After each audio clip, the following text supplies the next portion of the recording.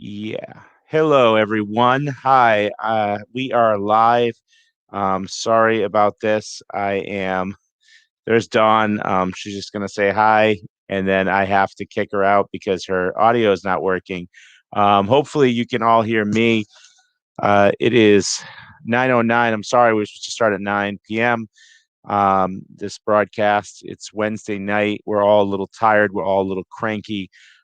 We had a very, very, very long night, a long day and night yesterday at the public hearing um, for Connecticut's religious exemption. So, yesterday, for those who don't know, was the public hearing. It was a 24-hour, entirely virtual public hearing for Connecticut's religious exemption repeal bill. So, this is actually two bills. There are two bills that are up before the Public Health Committee. One is Senate Bill 568, which just sort of generically seeks to eliminate religious and medical really religious and medical exemptions. I'll get to that in a moment. But actually, 568 is just religious exemptions for schools, daycares, and colleges.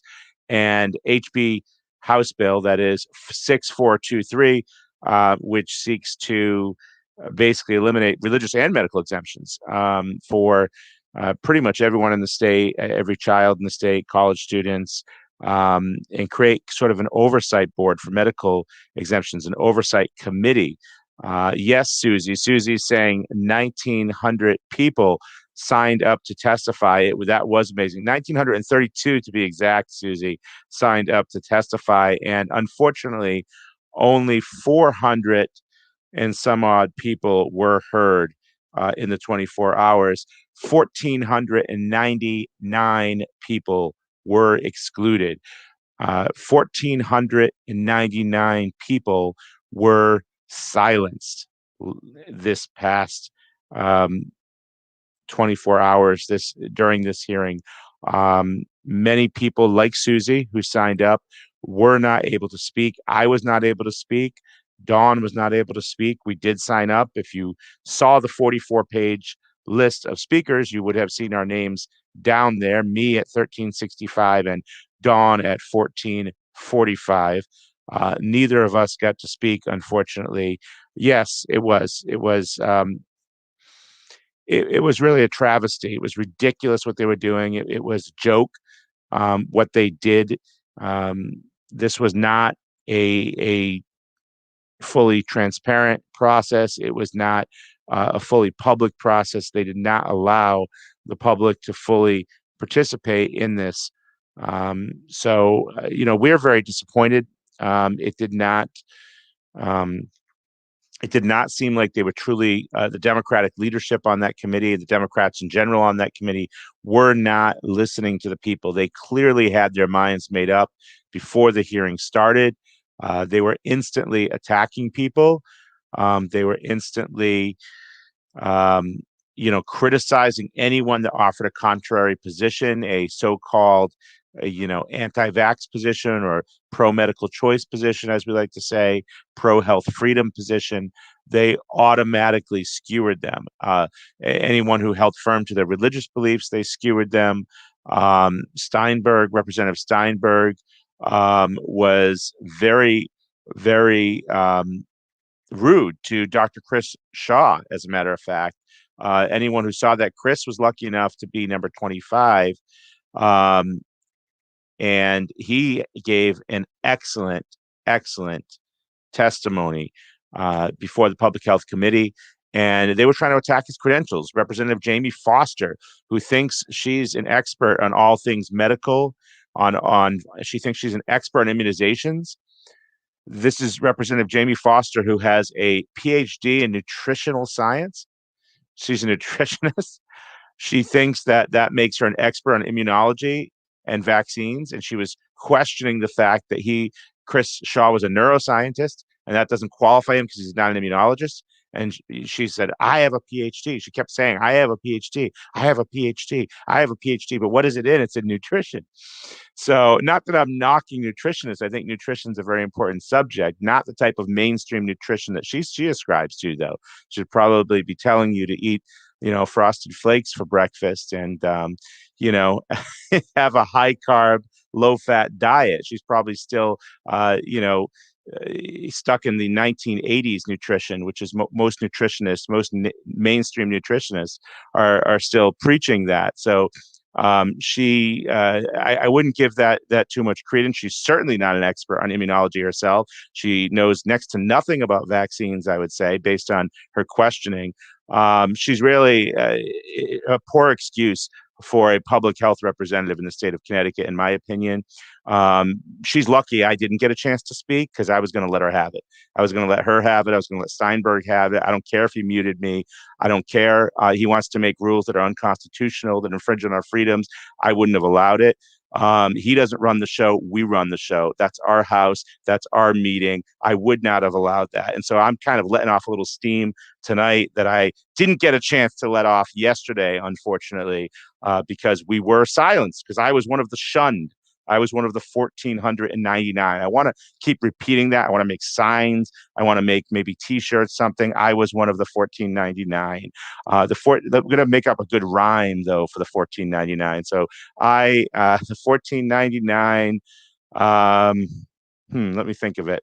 I'll come up with something. I don't want to waste time right now trying to come up with a rhyme, but I think we could come up with something really, really good for that.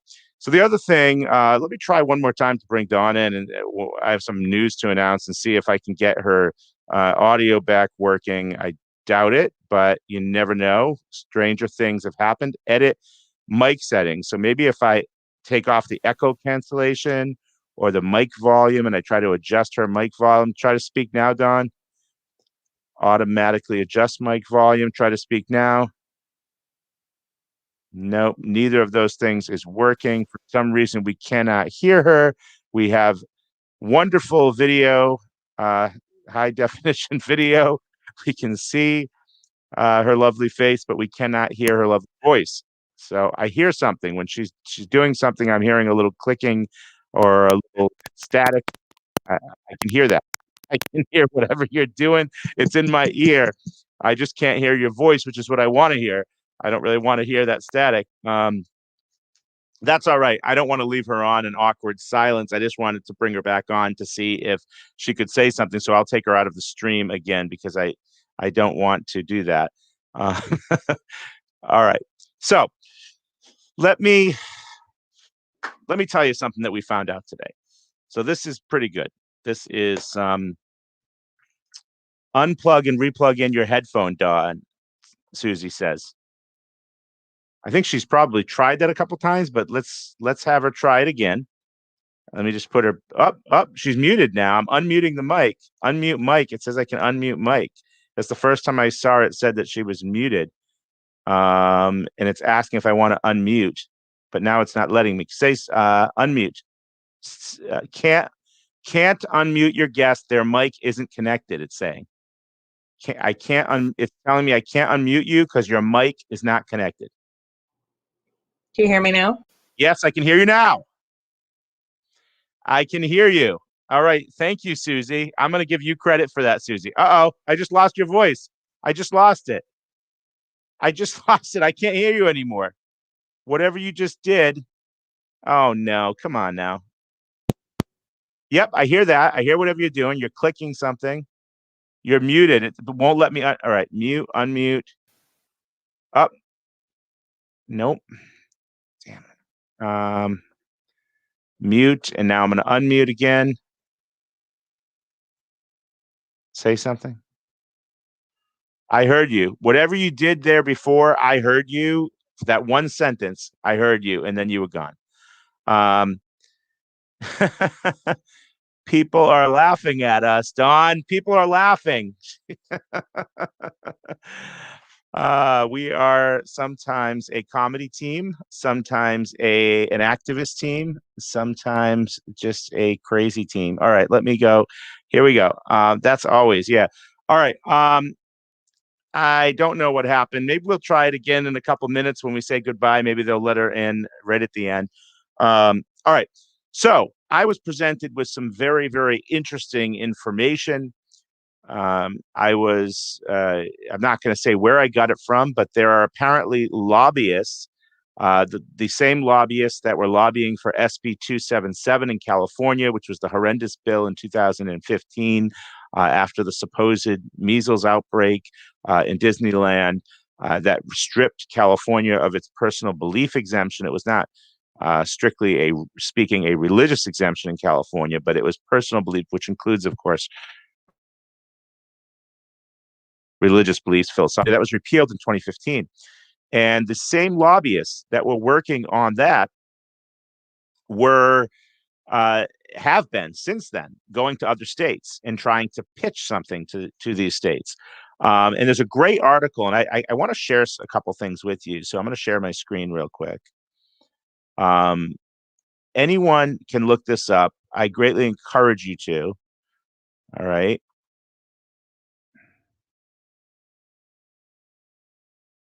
All right. Let me see.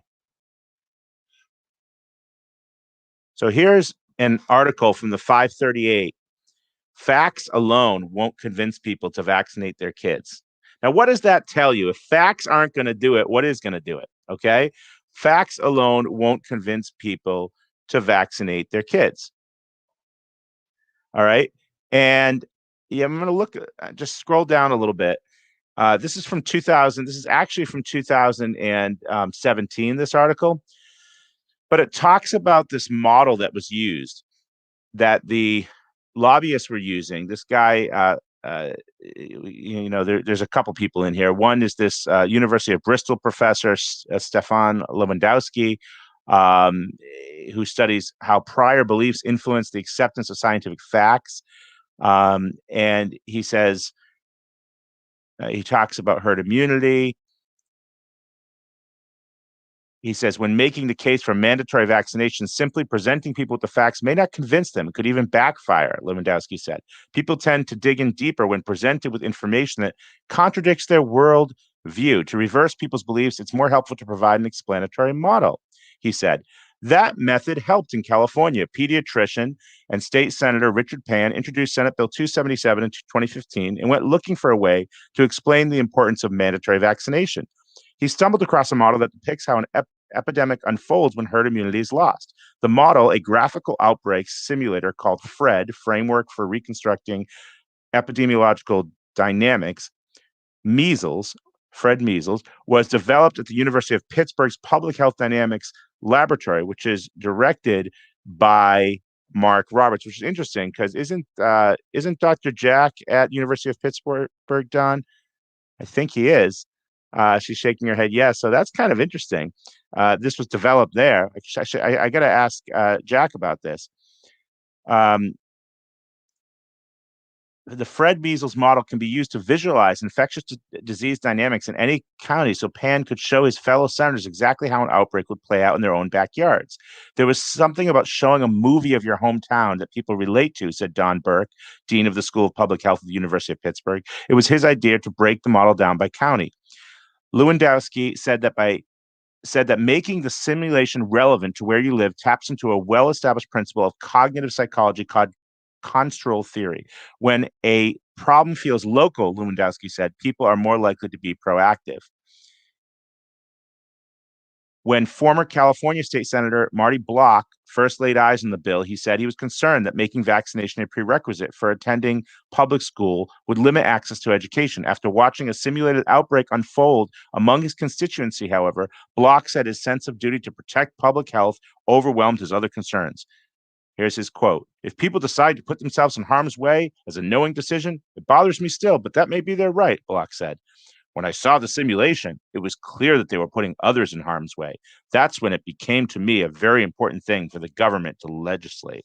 All right, I'm going to stop sharing. It's not going to read you the whole article, but I encourage you very much to read that article. And what it does, it shows their tactics of manipulation on these legislators across states. But here's something else I want to share with you.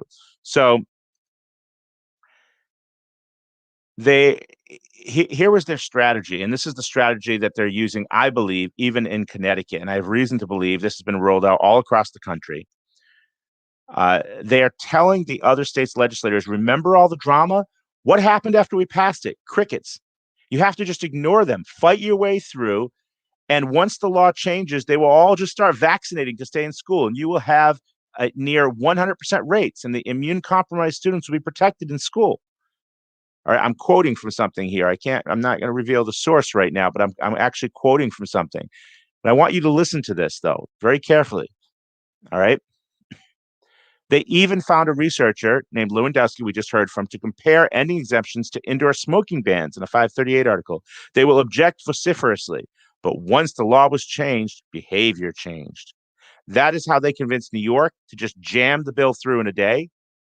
Where were the SB 277 protests when school started? There weren't any because SB 277 did not kick anyone out of school. It was passed in June 2015, but didn't implement until July of 2016. So that's the strategy. You delay it by a year to avoid the protests. What are they doing in Connecticut? It's starting September 1st, 2022. You get where I'm going with this, Don? So I see I can still see her. You can't. I can see her down there. I'm not going to put you back on the screen. Don't worry. I know you're walking around. But isn't that very interesting? So this is their. So by delaying it, they think there aren't going to be massive protests. Okay, that's their plan. 100% of the students in school in 2014 to 2015 were back in 2015 to 2016 because they didn't get kicked out. So it didn't look like anything happened. So when it did implement, it only impacted 7th grade and kindergarten. It still is not fully implemented. There are still students with pre-SB 277 exemptions until 2023 or 2024, I think. What that phased implementation did was strip off opposition, avoid the optics of 200,000 students not able to attend school in the fall of 15 or 16, yet allow Pan and company to claim they eliminated exemptions, and other states should too. So you see what this agenda is, and they're telling legislators to do this. There won't be any protests. There won't be any massive pushback. Just delay it by a year. Okay. And people and grandfather a lot of the kids in, which they did. And if you do that, you're not going to get the massive pushback. Okay. And people won't really even notice that anything happened. So we want to tell them, I want you to, reach out to your legislators if you're in Connecticut, and even if you're not, and tell them, the jig is up. We're on to you. Okay. We're on to you. Very clearly, this is a strategy to try to placate us. And, people aren't just going to suddenly vaccinate. You do understand this. Anyone who's part of our movement knows there are no casual exemptors. Okay. People don't just wake up one day and decide they're going to make themselves and their children the scourge of society by refusing to vaccinate their children as according to state law, according to the CDC schedule. They don't just decide I'm going to be a pariah today. I'm going to be an outcast. I'm going to stop vaccinating. People don't come to this decision lightly. All right. Many of us came to it because we had a child that was seriously injured. Okay. So, I just want everybody to remember that. If legislators are watching, we're watching too. We know that you obviously have been spoken to by various lobbyists across the country for the pharmaceutical industry who stand to benefit greatly if this legislation is passed. They're planning on coming into Connecticut. There could be a lot of jobs for Connecticut if this legislation is passed. The pharmaceutical industry is already in Connecticut. It's already largely in the Northeast, as a matter of fact, New York, New Jersey, and Connecticut. And that's why there's such a push here. It's quite obvious to us. This is not about public health. There's no emergency. There's no compelling government interest. If there were a compelling government interest, okay, if there truly were, they wouldn't be grandfathering in kids in 7th grade and up. Because if there's an emergency, you wouldn't allow such a large segment of the student population to stay in school for the next several years. So there's obviously no compelling interest. And remember, the test for infringing upon a fundamental right is you have to have a fundamental government interest, and you have to be doing it by the least restrictive means. Well, it's not the least restrictive means either. We heard parents and some the legislators get up there and talk about yesterday immunocompromised children. What about them? Well, don't you care about them? Don't you care about putting them at risk? Why is it the least restrictive means? How is the least restrictive means to kick out 800,000 students out of school, potentially, who have the right, okay, to take away a right from 800? I shouldn't say kick them out, to take away a right from 800,000 some odd students. How is that the least restrictive means? They say masks work. Not that I'm going to advocate for forcing the immunocompromised to wear masks, because I don't believe people should be forced to wear masks. In fact, Connecticut Freedom Alliance has an ongoing lawsuit about masks in school. But I will say this: if you truly believe masks work and they truly prevent the spread and transmission of disease, why wouldn't you have the immunocompromised just wear masks? We have very few. There's hardly any of them in the schools. They're a much smaller minority than those using the exemption, which is a small minority too. It's only 1.5% that are using the religious exemption in the state of Connecticut, or about that. Why wouldn't you have them wear a mask if you think masks work? Why would you need to kick all these kids out of school? All right. And again, I'm not suggesting that's the only solution, but you didn't even consider that. That's not even considered here. And by the way, the immunocompromised did prior to COVID, they wore masks. Very rarely you'd see someone out in public with a mask. I'm sure you've seen that in your lifetime, maybe only a few times in your lifetime. But if you saw someone at the grocery store or something with a mask, it's likely because they're immunocompromised. That was what the advice was, the medical advice was, the prevailing advice was to wear a mask. And that was always the advice. But now suddenly, no, no, no. When it comes to the vaccines, when it comes to vaccine preventable diseases, now we're going to say with those other things other than COVID, we're going to suddenly say masks don't work. Okay. And we have to kick all these kids out of school because that's the only way to protect the immunocompromised. Come on. It's not the least restrictive means, and there's no compelling interest. So very clearly, they're going to lose this case. And that brings me to my third point tonight. And Dawn, if you're listening, I'm going to try one more time for you to say goodbye. But this is my third point. Okay. This is my third point. I don't know if you can unmute you, because there may be one more chance to unmute you. It's saying I can't unmute your guest. Their mic isn't connected. There we go again. Mike's not connected. Well, anyway, it was nice seeing you tonight, Dawn. But I'm going to say one last thing. Bye. Remove from stream. All right.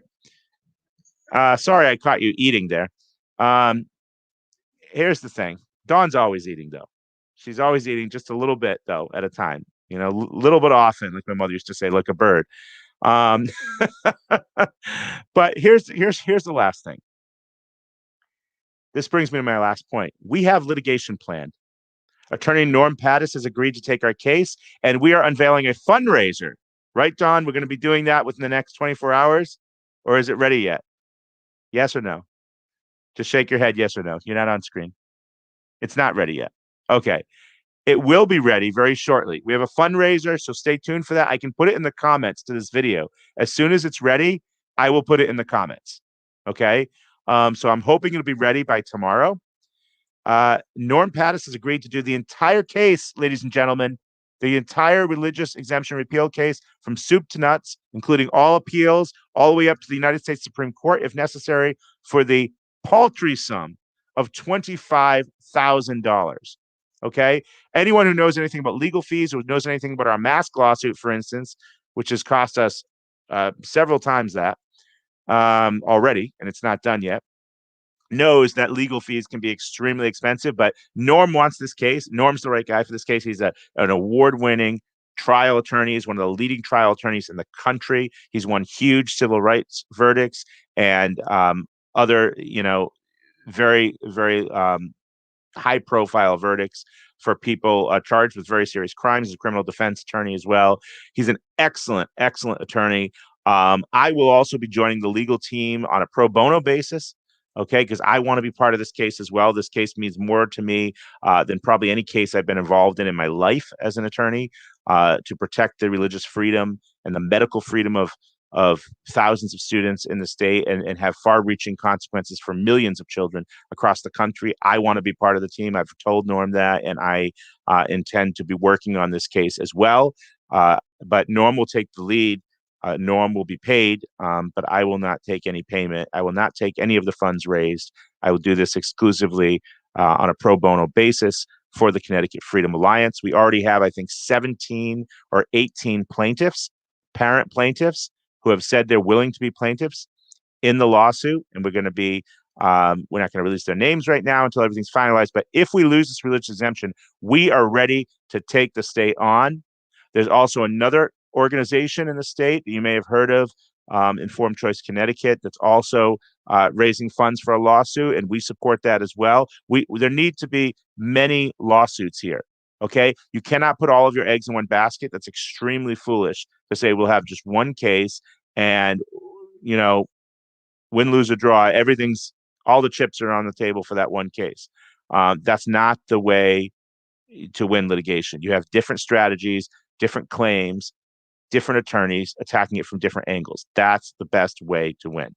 So I encourage all of you to support that. We'll have that up on our website, ctfreedomalliance.org, as soon as it's live. I'll also put it in the comments here. I see some comments coming in before I adjourn tonight. Oh, and by the way, the lawsuit against the state of Connecticut for the DPH data continues. I filed a brief in that. That was posted late last night, but it should have gone up on the screen on the judicial website, judicial branch website today. That continues. Yeah, Greg's saying the Connecticut Public Health Committee does not represent the public. Absolutely. I felt that, at least from the Democratic members, their minds were made up. From the very beginning, they were attacking our speakers, our parents. I mean, over 90%, I estimate, I don't have the exact percentage, but I estimate over 90%, well over 90%, it might have been closer to 95%, opposed this legislation. And you have 1,932 people that had signed up, and over 90% opposed it. How in the world can you pass a bill like that out of committee? The public has spoken loud and clear. The public opposes the removal of the religious exemption or any restriction on the medical exemption. Okay? Bottom line, there is no question. And their duty as legislators, their duty to their oath, is to do the people's will, not their own will. They are not there to advance their own personal agendas. And it's very clear, if this passes out of committee, that's exactly what they'll be doing. All right. I can't stress that enough. So, and yes, Greg, you have a good point. They spent a disgusting amount of time, he says, on pro-vaccine people. They did. They absolutely did. When it came to our speakers, yeah, a couple of them, if they wanted to, lambaste them a little bit, they spent some time with them. But for the most part, they, it was in and out. They didn't want to spend a lot of time with them. But Dr. Jack Ross, the immunologist they brought on, I mean, I think he was on for like an hour and a half, and it was just a love fest for this guy. Okay. It was absolutely abhorrent what they did yesterday. All right. It was a sham public hearing. Yes, you heard me say that. You want to quote me on that? If there's any media watching, please quote me on that. Yesterday's public hearing was a sham public hearing. All right. Shutting out 1,499 people, silencing 1,499 people. That is the definition of a sham public hearing. Right. I'm done with my rant. I would ask Dawn if she has anything left to say, but I think she's all out of words tonight. Dawn, I'll talk to you offline. Hey, everyone, have a great night. We appreciate you watching. We appreciate your support, and I will be back in touch as soon as possible with that update on the fundraiser and everything else. Stay strong. We can defeat this. All right. We are working hard to defeat this, and we will continue fighting for your rights. Have a great night, everyone.